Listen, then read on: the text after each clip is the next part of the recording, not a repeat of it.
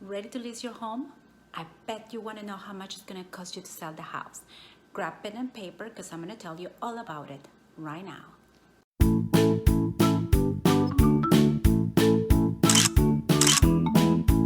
Welcome back to my channel.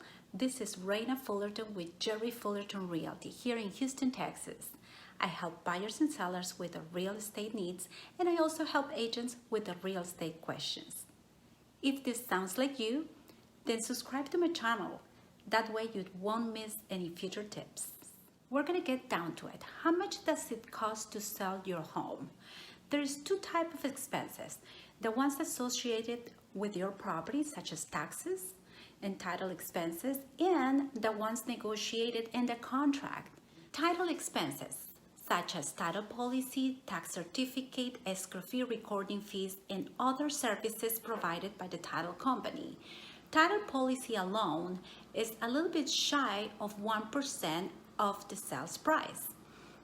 So a good rule of thumb is your title expenses are going to be give or take 1%. For example, if you're selling a property for $300,000, then your title expenses are going to be around $3,000, give or take. Two prorations. This includes taxes and HOA if there was any. So for example, if you were to close on June the 15th, then that means that you are responsible for taxes and HOA from January the 1st all the way through the closing date, which in this example is June 15. What title will do is they will collect that prorated amount and will credit that amount to the buyer for you. Same thing with the HOA. Liens. This includes mortgages, second mortgage, line of credit, judgments, even child support. All this that shows up has to be paid at closing. So this amount will have to be deducted from your purchase price. Survey. When you bought the house, you most likely received the survey. So I would suggest that you go back to that folder and look for it. Otherwise, it's gonna cost you between $500 to $700. That's the going price right now. HOA fees. If your home is part of an HOA, you need to find out a few things. How much is the transfer fee, the resale certificate, the resale package, and if you're up to date, all that will have to be brought up to date, the dues, the HOA dues. Now, the transfer fee, resale package, and resale certificate, those are negotiable on the contract. It doesn't necessarily mean that the seller has to pay for them. It could be negotiated. However, how can you negotiate if you don't know the amount that you're negotiating for? So it's very important that you call your HOA and find out how much those items cost. Seller contribution. Sometimes the buyers will submit offers asking for the seller to pay for part of their closing costs or contribute towards their closing costs and pay for their home warranty. This is a negotiable amount between the buyer and the seller. Expenses for repairs requested by the buyer. This is totally negotiable. You don't have to always agree, but depending on the severity of the items, it may be a good idea to negotiate. I usually recommend my sellers to do an inspection prior to listing the property so that we can address the big ticket items prior to putting the home for sale. Now, the next one is related to the appraisal. There are some repairs that fall under the safety and health condition, and depending on the type of loan, these repairs will have to be done in order for the loan to be approved. We're gonna get down to the real estate commission.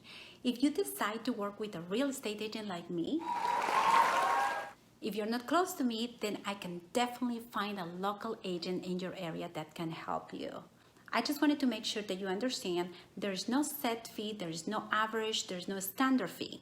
The rate is negotiated between the seller and the agent. Your real estate agent will be doing all this legwork for you, finding out about the HOA, preparing a net sheet so that you know how much you're going to end up at closing. If you're receiving offers, they should be preparing a net sheet with every offer so that you know which one is netting you the most, or if you have to come up with money to the table.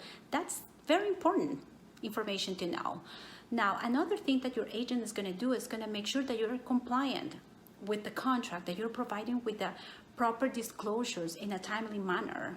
If you decide not to work with an agent, then you will be responsible for doing all these things.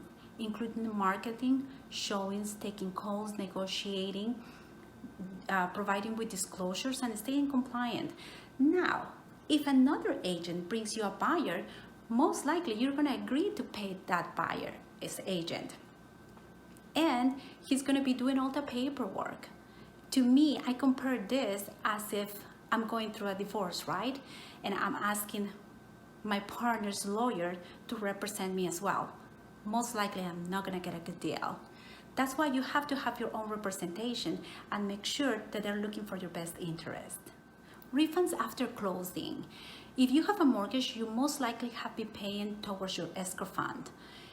After closing, you should call your mortgage company to make sure that you will get that escrow balance refunded to you. You will for sure get it. You just want to make sure that it's sent to the right address. Second, you should call your insurance company. Premiums are usually paid in advance for a year.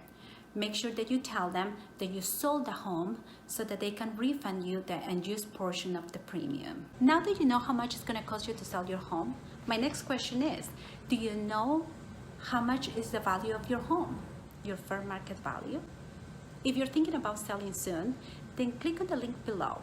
I'll be more than happy to provide you with a no obligation home valuation. That way, you have a better understanding of how much money you're gonna end up at the end of the day if you decide to sell your home, and you can plan accordingly. I hope that I answered all your questions. If I didn't, make sure to comment down below. You can always call me, text me, or email me. I will be more than happy to elaborate. Before you go, make sure that you subscribe to my channel. If you're already subscribed, make sure to click on the bell button next to the subscribe button. That way, you will be notified every time that I post new videos. See you guys next week.